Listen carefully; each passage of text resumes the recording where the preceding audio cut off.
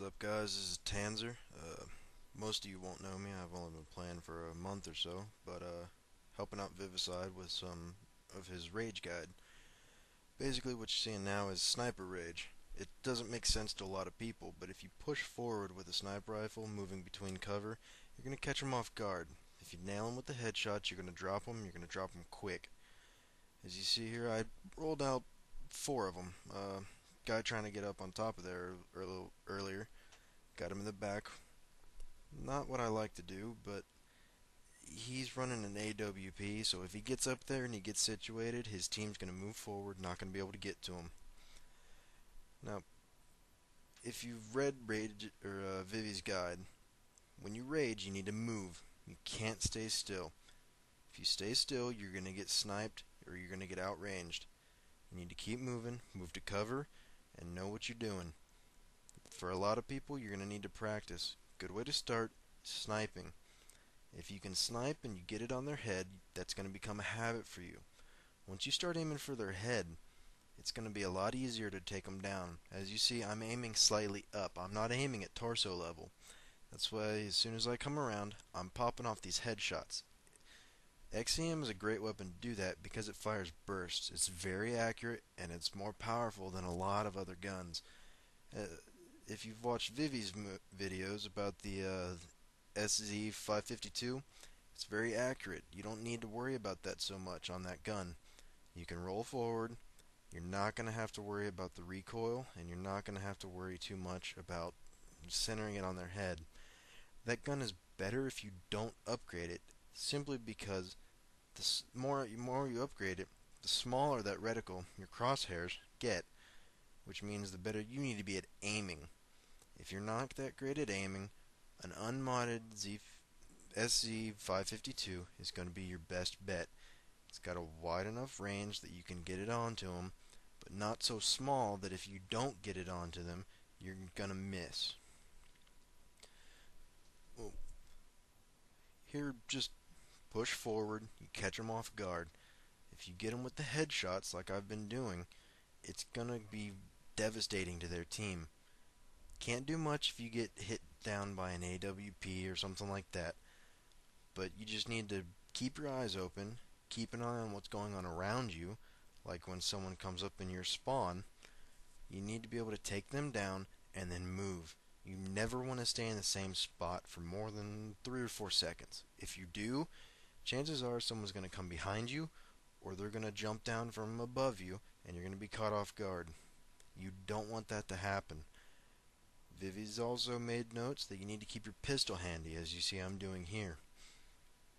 Granted, I did have to switch because I emptied my pistol mostly into the air, but I got him with the XEM there at the end. Just move towards their base. Don't stop.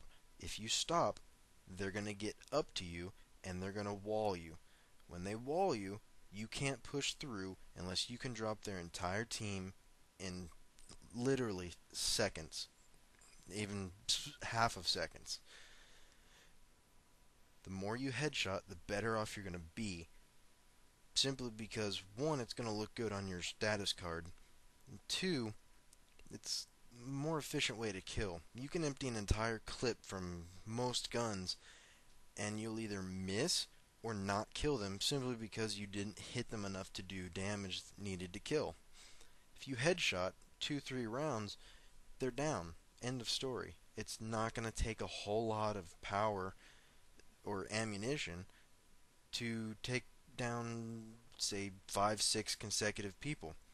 On that note, ammo conservation and replenishment is important. You never want to get low on ammo. If you see a backpack on the ground and you've got cover from your teammates, or you've got a clear space close to your base or in a secluded area, stop by and pick up a backpack. You need to keep your ammo full. Most streaks end because you run out of ammo and have to resort to your pistol or Wolf. Granted, Wolf can be powerful at some points. I don't like it. I don't use it. I have less than 5% Wolf kills, and I've been playing for a month now. On the other hand, I have 51% headshot rate. Not a whole lot of people can do that or have higher than that, simply because that's all I've practiced to do. I started sniping. I found a good, accurate weapon that's decent at long range.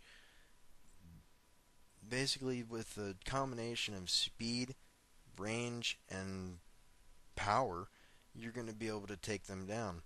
And the more you keep moving, you get around them, you get behind them. You don't let them know where you are.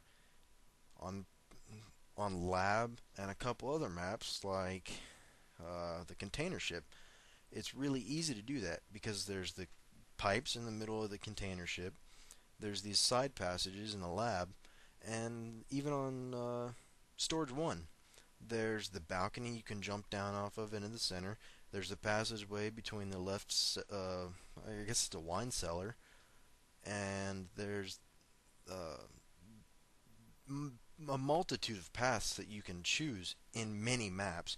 You're never locked into one set destination. I mean, you don't want to constantly rush at their base. They're going to bunker down, they're going to camp you, and it's not going to be pretty. If you draw them out, stay out of their base, they're not going to be prepared when you finally do catch them. I don't like spawn camping because it leaves you vulnerable. You don't want to be vulnerable in a game like this. It's going to end badly. So, three major points. You need to move fast, you need to continue moving, you need to work on your aim. You want to stay on their head, regardless of what